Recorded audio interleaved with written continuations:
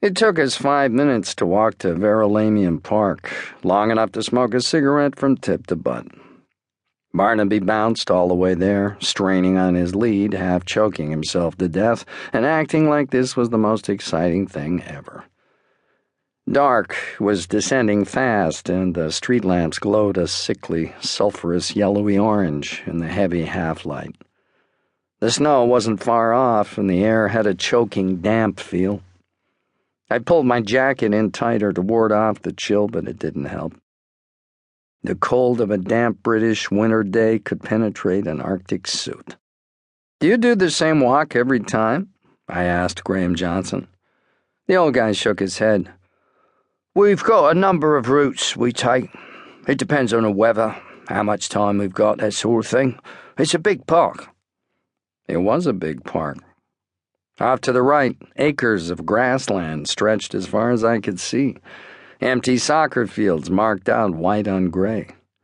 The cathedral was off to the left, perched imposingly on a distant hill. Up ahead was a small lake that was separated from the main lake by a humpback bridge. Ducks and swans bobbed on the water, oblivious to the cold. It was also dark and deserted, making it the perfect place for the unsubbed to dump Patricia Maynard. "The night you found Patricia Maynard, which way did you go?" Johnson pointed towards the cathedral side of the main lake. "We did a quick anti-clockwise walk round the lake." "And where did you see Patricia Maynard?" The old guy pointed to the far end of the lake. "Okay, let's go." It took another 5 minutes to walk there.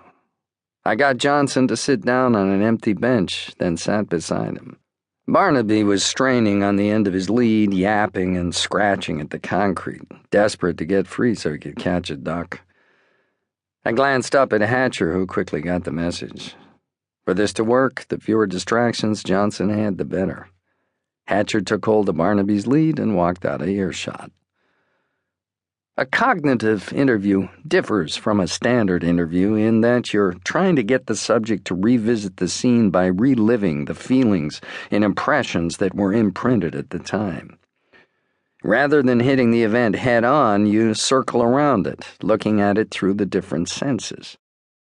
The memories this evokes have been found to be much more reliable than those retrieved through the usual interview techniques.